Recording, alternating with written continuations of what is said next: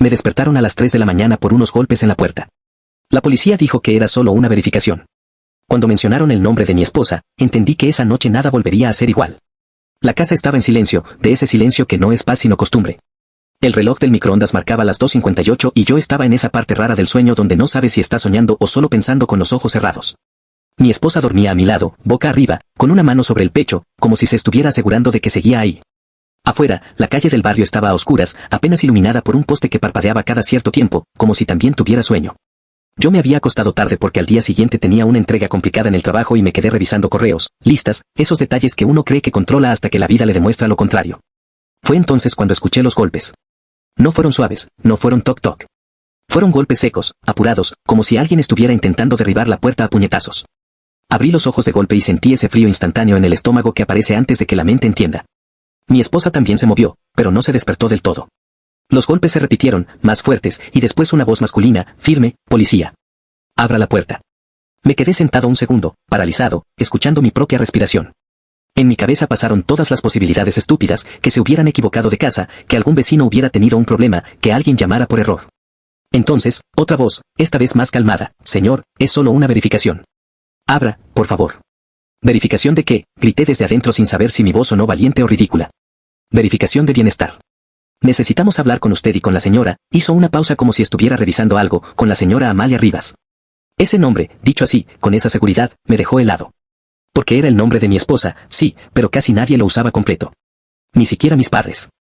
En ese instante, antes de poner un pie fuera de la cama, entendí que esa noche nada volvería a ser igual. Me puse una camiseta a medias, tropecé con el borde de la alfombra y fui al pasillo con el corazón golpeándome en la garganta. Ella se incorporó por fin, despeinada, con los ojos entreabiertos. ¿Qué pasa?, murmuró.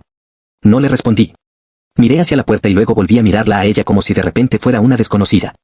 ¿Quién es Amalia Rivas para la policía?, pregunté sin pensar, y vi algo que me hizo más daño que cualquier respuesta, un microsegundo de pánico puro, de ese pánico que no se finge. Se le borró el sueño de la cara. No abras, dijo, casi sin voz, y extendió una mano para detenerme. Yo ya estaba cerca de la cerradura. ¿Por qué?, susurré. Porque, tragó saliva y bajó la mirada al suelo, como si el piso pudiera darle instrucciones. Los golpes volvieron. Señor, abra la puerta ahora. No queremos hacer esto difícil. Apreté el pomo con la mano sudada. Amalia se levantó de la cama y caminó rápido, descalza, sin encender luces, como si la oscuridad fuera un escondite. Solo es una verificación, repetí, intentando convencerme. ¿Verificación de qué?, insistió ella, pero su tono no era de pregunta, era de advertencia. Me acerqué al ojo mágico. 2 uniformes. Una linterna. Un tercero un poco detrás, con una carpeta. Me vi a mí mismo, desde afuera, como el tipo que abre la puerta en pijama para escuchar algo absurdo. Respiré hondo, giré el cerrojo y abrí apenas, dejando la cadena puesta. El aire de madrugada entró como una bofetada. Buenas noches, dijo el agente más alto. ¿Usted vive aquí? Sí, respondí. ¿Está la señora Amalia Rivas en la vivienda? Sentí la presencia de mi esposa detrás, pegada a mi espalda. Sí, dije otra vez, y me odié por lo fácil que había sonado. El agente hizo una señal con la cabeza y el de la carpeta se acercó. Señor, no se asuste. Es un procedimiento. Tenemos una solicitud de verificación asociada a este domicilio. Necesitamos confirmar identidad y hacerle unas preguntas a la señora. ¿Quién la solicitó?, pregunté. No podemos dar esa información, contestó el de la carpeta con una amabilidad entrenada. ¿Podría pedirle que se acerque a la puerta? Yo giré la cabeza apenas. Amalia estaba pálida. No lloraba, no gritaba. Era peor, estaba intentando pensar rápido. Amalia, dije. Ella negó muy despacio. No, murmuró. Diles que no estoy. Me quedé mirando a los agentes. Está descansando, improvisé. ¿Puede venir mañana? El agente alto me miró fijo, como si estuviera evaluando qué tan buena era mi mentira. Señor, la verificación es ahora. Por favor, no complique esto. La palabra complique me hizo sonar la alarma. Algo en su tono decía, tenemos paciencia, pero no mucha. ¿Ocurrió algo?, pregunté. ¿Hay un problema? El de la carpeta abrió la carpeta con calma y leyó. Señora Amalia Rivas, nacida el 14 de abril de 1992, documento, y dijo una numeración que yo no conocía. Ahí fue donde me fallaron las piernas. Mi esposa me había mostrado su documento 1000 veces, y ese número no era el suyo. O tal vez sí y yo nunca había prestado atención. Pero el modo en que lo dijo, como quien lee una ficha de alguien ajeno, me sonó a otra vida. Sentí a Amalia tensarse detrás de mí. Ese no es, balbuceé.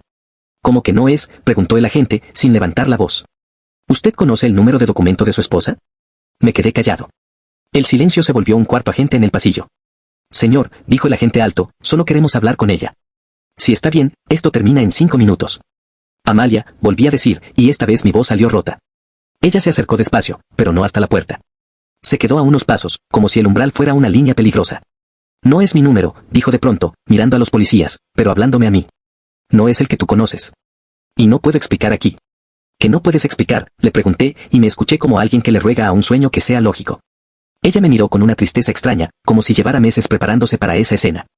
¿Tu esposa se encuentra bien?, preguntó el agente de la carpeta, con esa paciencia cortante.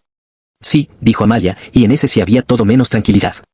El agente alto hizo un gesto mínimo, y el de la carpeta sacó un papel. Necesitamos verificar su identidad, ¿puede mostrarnos un documento? Amalia se quedó quieta. Yo sentí, por primera vez en años, miedo de verdad dentro de mi propia casa. Mi billetera, empezó, y luego se detuvo.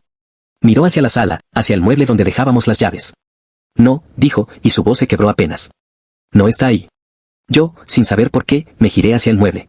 Ahí siempre había un pequeño plato para llaves y monedas. Estaba vacío. «¿Buscas esto?», dijo el agente de la carpeta, y levantó una bolsita transparente. Adentro había algo oscuro, rectangular. Una billetera. La billetera de Amalia. La reconocí por una mancha en una esquina. ¿De dónde sacó eso?, pregunté, sintiendo que el aire se me hacía espeso. Se recuperó en un procedimiento, respondió el agente sin entrar en detalles. Señora, por favor, necesitamos confirmación. Muéstreme su documento. Amalia me miró otra vez, y su mirada me pidió algo que no supe identificar, perdón, tiempo, fe, o todo a la vez. No puedo, repitió. El agente alto suspiró, como si hubiera llegado al punto que ya esperaba. Entonces tenemos que entrar, dijo, y en su voz ya no había cortesía. Señor, quite la cadena. Esperen, dije, y levanté la mano como si pudiera detener el mundo. ¿Qué está pasando? ¿De qué se trata todo esto? El de la carpeta bajó la voz, como si eso lo hiciera menos grave. Su esposa aparece asociada a un expediente. No estamos aquí para arrestar a nadie, por ahora.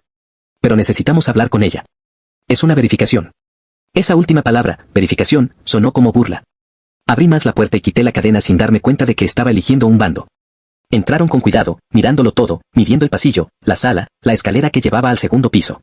Uno de ellos se quedó cerca de la puerta, el otro avanzó un paso hacia Amalia. Señora, ¿puede decirnos su nombre completo?, preguntó. Amalia Rivas, dijo ella, pero lo dijo como quien repite una contraseña. Ese es un nombre legal, insistió. Ella tragó saliva. Sí. El agente del fondo levantó la vista hacia mí. Señor, usted se llama, dijo mi nombre completo, con segundo apellido incluido. Otra punzada. Ese nivel de información no lo tiene cualquiera. Sí, dije, más bajo. ¿Cuánto tiempo llevan casados?, preguntó. 3 años. ¿Y dónde se conocieron? En una cafetería cerca de mi trabajo. ¿En qué año? Hace 5, no, 6 años. Yo respondía como si estuviera en un examen absurdo, y mientras hablaba veía a Amalia, las manos apretadas, los hombros tensos, los ojos brillando sin lágrimas. Señora, dijo el agente alto, ¿conoce a una persona llamada Esteban Molina? Amalia parpadeó. No, dijo demasiado rápido. El agente no se inmutó. ¿Y a una persona llamada Rebeca Solís? No. ¿Y a una institución llamada Unidad de Protección de Testigos? Ahí se le fue el color de la cara. No fue un gesto dramático. Fue un derrumbe silencioso. Yo, que no tenía idea de qué era eso más allá de películas, sentí que la palabra se incrustaba en la sala. ¿Qué?, dije. ¿Protección de testigos? Amalia cerró los ojos un segundo, como si la hubieran golpeado con una verdad que venía persiguiéndola. El agente del fondo habló por primera vez, mirando su libreta. Señora, hay inconsistencias con su identidad y un reporte reciente en el que se menciona este domicilio. Necesitamos confirmar si usted es quien dice ser y si está aquí por voluntad propia. Estoy aquí por voluntad propia, respondió Amalia, con una firmeza que no le conocía. Él no tiene nada que ver. Señaló hacia mí sin mirarme. Eso fue lo que me partió. No fue la policía, ni la madrugada, ni la palabra expediente. Fue esa frase. Él no tiene nada que ver. ¿Nada que ver con qué? ¿Con quién? Me quedé mirando la foto enmarcada que teníamos sobre el mueble, nuestra boda civil, los dos sonriendo como si la vida fuera una línea recta. Señor, dijo el agente alto, ¿usted sabía que su esposa tiene 2 registros distintos de identidad? No, respondí. Sentí vergüenza por lo obvio. ¿Sabía que su nombre aparece asociado a una denuncia por suplantación y a una solicitud de localización? No. ¿Sabía que ella ha cambiado de domicilio 4 veces en los últimos 3 años, con diferentes nombres? Mi cerebro intentó rechazarlo, pero ya estaba encontrando piezas, los trabajos que empezaba y dejaba sin mucha explicación, el miedo raro a las fotos en redes. La vez que se molestó demasiado porque yo etiqueté nuestra ubicación en un restaurante, el argumento absurdo sobre no dejar el buzón con nuestro apellido. Cosas pequeñas que uno archiva como manías, porque es más fácil. Amalia, dije, y sentí que mi voz temblaba, ¿qué es esto? Ella me miró con ojos húmedos por fin. Te lo iba a decir, susurró. Te lo juro. Solo, quería un poco más de tiempo. ¿Tiempo para qué?, pregunté. ¿Para qué me enamore más y duela peor? El agente de la carpeta interrumpió con un tono menos humano. Señora, tenemos una orden para trasladarla a la comisaría a fin de verificar identidad. No es una detención formal si coopera. Si no coopera, será otra cosa. Amalia respiró hondo y miró hacia la escalera, hacia nuestro cuarto, como si se despidiera de algo. «Puedo», empezó. «¿Puedo vestirme?» «Un agente la acompaña», dijo el alto.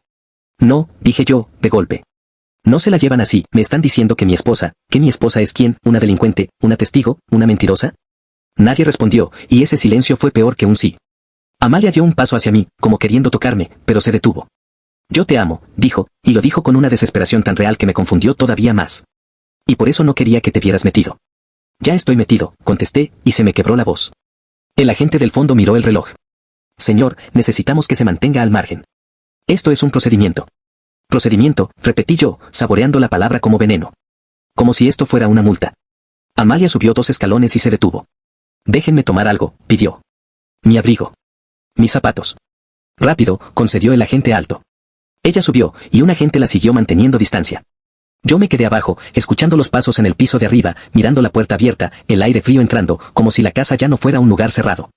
El agente de la carpeta me observó con algo parecido a lástima. «Señor, ¿usted está bien?», me preguntó, y la pregunta me pareció insultante.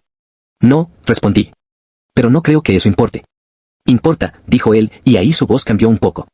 «Porque si usted no sabía, es una víctima colateral». «¿Y por qué?», se detuvo, buscando palabras, «porque hay cosas que es mejor que sepa antes de que sea tarde». Mi garganta se cerró. ¿Tarde para qué? El agente dudó. «Señor», dijo al fin, «la solicitud de verificación se generó porque hubo un reporte anónimo hace 2 horas. Indicaba que la señora Amalia Rivas estaba en peligro, y que usted podía estar involucrado sin saberlo». Sentí un escalofrío recorrerme la espalda. ¿Un reporte de peligro? ¿De quién? «No puedo decirle», repitió, pero me miró como si quisiera decirlo y no pudiera. «Solo le digo esto, si ella está aquí con un nombre que no es el verdadero, no es por capricho. Y si alguien la encontró, significa que alguien la estaba buscando». En ese momento bajó Amalia. Llevaba un abrigo oscuro, el cabello recogido a medias, y en la mano un pequeño sobremarrón que yo jamás había visto. Sus ojos estaban rojos, pero su espalda estaba recta. Bajó los escalones con calma forzada. Al llegar al último escalón, me miró y dijo, en voz baja, como si el resto no existiera, «En el cajón de la mesita, debajo de las facturas, hay una carta. Léela cuando yo me vaya». «No ahora. Prométemelo». «¿Qué carta?», pregunté, pero ya estaba temblando. «Prométemelo», insistió. Yo iba a contestar, pero el agente alto se acercó. «Señora, vamos». Ella dio un paso, luego se detuvo y, por primera vez en toda la noche, me tocó. Me apretó los dedos con fuerza, como si quisiera dejar una marca física de su existencia. «Si te preguntan por mí, di la verdad, que no sabías», susurró. «¿Qué verdad, Amalia?», le dije. «¿Quién eres?». Ella abrió la boca, y juro que vi la respuesta a punto de salir, como una palabra a punto de romper un dique. Pero el agente se adelantó. «Señora, ahora». Amalia soltó mi mano y caminó hacia la puerta. Antes de salir, giró la cabeza hacia mí y dijo algo que todavía escucho cuando la casa se queda en silencio: «Mi nombre no es Amalia». Luego la luz del poste parpadeó otra vez, como si el mundo también pestañeara para no ver, y se la llevaron. La puerta se cerró, el cerrojo sonó como un disparo en un cuarto vacío, y los pasos se perdieron afuera. Yo me quedé parado en la sala, con el pulso en los oídos y la sensación de que mi vida, hasta hace 15 minutos, había sido una historia que alguien me contó mal. No sé cuánto tiempo pasó. Tal vez 1 minuto, tal vez 1 hora. Lo único que sé es que mis piernas me llevaron al 2.º piso sin que yo lo decidiera. Entré a nuestro cuarto, vi la cama deshecha, la almohada con la forma de su cabeza, y sentí ganas de vomitar. Abrí la mesita, aparté las facturas, los recibos, los papeles aburridos que sostienen una vida normal. Debajo, había un sobre blanco con mi nombre escrito a mano. Mi nombre completo. Lo abrí con manos torpes. La carta estaba doblada en 3. El papel olía a perfume y a tinta fresca. Empecé a leer y, a medida que avanzaba, el aire se me iba acabando. Decía que ella llevaba años huyendo, que había visto algo que no debía, que había declarado, que la habían cambiado de nombre 2 veces y que la promesa de protección era frágil como vidrio. Decía que se había enamorado de verdad, que no era parte del plan, que conmigo quiso creer que podía dejar de correr. Decía que el reporte anónimo no había sido para salvarla a ella, sino para obligarla a salir de la casa porque alguien estaba cerca. Y entonces llegué a la parte que me hizo sentarme en el borde de la cama con la carta temblando en las manos. Si la policía te dice que fue solo una verificación, es porque no pueden admitir lo que en realidad está pasando. Si estás leyendo esto, significa que ya me encontraron. Y si ya me encontraron, probablemente también te están mirando a ti. Mi garganta se secó. Miré hacia la ventana. El poste seguía parpadeando. Y por primera vez pensé en algo que no había pensado cuando los golpes sonaron, que la policía no había sido el primer ruido de esa noche. Antes, muy poco antes, yo había escuchado otro sonido, más sutil, como una piedrita golpeando el vidrio. En ese momento, como si mi memoria se hubiera desbloqueado, recordé la sensación, un tic pequeño contra la ventana del cuarto, justo antes de los golpes en la puerta. Me levanté lento y me acerqué. Corrí apenas la cortina. Abajo, en la calle, no había patrullas. Solo la oscuridad y el reflejo del poste. Pero en el borde del marco de la ventana, pegado por dentro, había algo que no estaba ahí antes, una cinta adhesiva transparente con un papel doblado. Mi estómago se hundió. Lo despegué con cuidado y lo abrí. Eran solo 6 palabras, escritas con letras torcidas, como si alguien hubiera escrito apurado en la sombra: hoy no vinieron por ella. Vinieron por ti. Me quedé inmóvil, escuchando si la casa respiraba, si el pasillo crujía, si algo se movía abajo. Y entonces, desde algún lugar de la planta baja, sonó un golpe leve, no en la puerta principal, sino en la ventana de la sala. 1, 2, 3. Como si alguien, con toda la paciencia del mundo, estuviera probando si yo estaba solo ahora que ella ya no estaba. Principio del formulario. Final del formulario.